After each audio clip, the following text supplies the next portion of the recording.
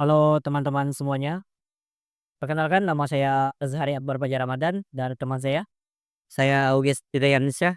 Di sini kami akan memberikan analisa kami tentang makalah yang kami buat sebelumnya, yaitu membedah Jalan Budi Utomo dan juga Jalan 8 pada Makul Bahasa Indonesia. Baik, teman-teman, bahasa adalah alat komunikasi. Tapi di Indonesia, dia juga simbol pemersatu bangsa yang memiliki peran vital dalam hukum. Tengah arus globalisasi, bagaimana penggunaan bahasa Indonesia di makalah ini disusun oleh saya sendiri, Azhari Akbar Fajar Ramadan, bersama dengan teman saya, Auges Triansyah, dari program studi ilmu hukum Universitas Tandukura,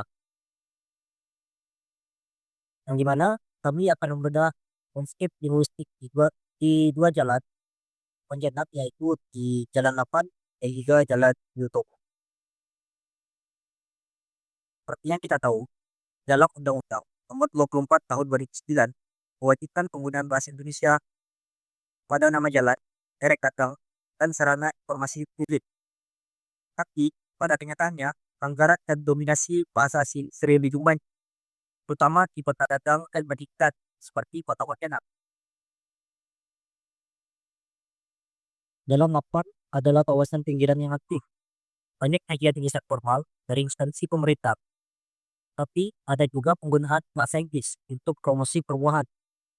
Sementara Jalan Budi Utomo lebih padat komersial, memiliki keragaman bisnis, hingga penggunaan bahasa Inggris dan bilingualnya lebih menonjol. Observasi ini mengidentifikasi dan mengelompokkan bahasa pada media luar web. Total ditemukan 25 media di Jalan 8 dan 21 media di Jalan Budi Utomo. Identifikasi ini kami buat bukan hanya linguistik, tapi juga menilai ketaatan terhadap regulasi, di mana bahasa asing boleh digunakan, namun tidak boleh mengidentifikasi atau mendominasi bahasa Indonesia. Berikut adalah hasil data observasi. Di Jalan 8, bahasa Indonesia masih dominan. Dia bersifat monolingual bahasa Indonesia. Contohnya, papan nama instansi seperti UTK Pelaksanaan Kesehatan Provinsi Indonesia. Ini cukup kebantuan formal. Namun, di balik itu semua, terdapat tiga media monolingual berbahasa Inggris. Contohnya adalah Keyboard Presidex. Bahasa Inggris digunakan untuk cipta modern dan eksklusif, menarik kalangan yang menganggap bahasa Inggris lebih bergengsi.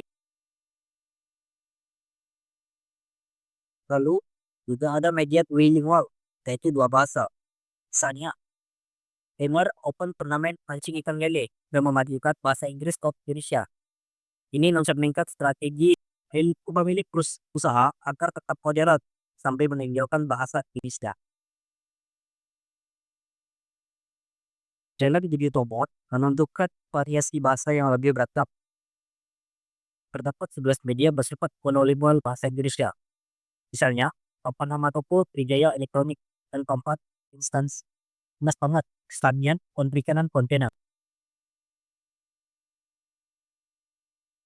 Yang unik, ada dua media monolingual bahasa daerah seperti kata Main Amat yang kabur buka di belakang kerap dan menggunakan bahasa Bayu Pontianak, dan juga bayar pajak bebas denda, menunjukkan penggunaan bahasa untuk rapat dan aktivitas lokal. Lalu juga terdapat tiga media monolingual bahasa Inggris. Contohnya, English Soccer untuk pesan profesional dan global, serta tampaknya di Oval 8 adalah Himas, yaitu sebuah supermarket dan grocery. Kesimpulannya, bahasa Indonesia adalah bahasa yang paling dominan di ruang publik warjanet. Ini mencerminkan kesadaran masyarakat terhadap UU Nomor 24 Tahun 2009.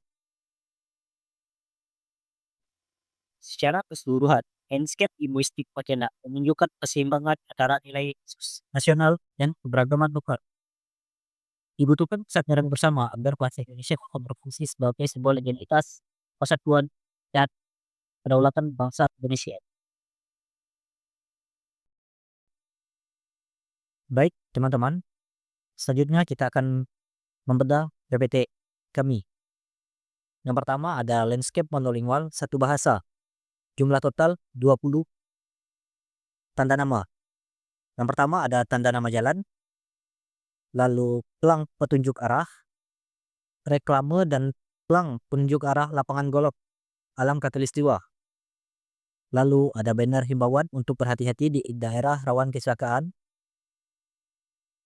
UPT Pelatihan Kesehatan Provinsi Kalimantan Barat. Reklame cetak spanduk online. BRIN kawasan Pontianak. Tanda nama jalan. Tanda nama jalan lagi. Lalu pelang komplek Golf Permai RT 1 RW 26. Gerbang Harmoni Gerdung Serbaguna. Pelang servis mobil. Alif stiker dan kaca film. Krijaya Elektronik. Banner pangkas rambut sejahtera. Pelang Yanti Salon. Pelang kantor Dinas Pangan, Pertanian, dan Perikanan Pontianak. Reklame spesialis terapi. Institut Dayakologi. HKBP. Baik, itu tadi monolingual satu bahasa. Lalu kita lanjut ke landscape monolingual berbahasa Inggris. Dengan jumlah total yang kami temukan ada 3. Yang pertama ada gerbang perumahan Grand Golf Resident, lalu mini soccer, dan toko bangunan gemilang. Toko bangunan. Kita lanjut ke landscape monolingual bahasa daerah.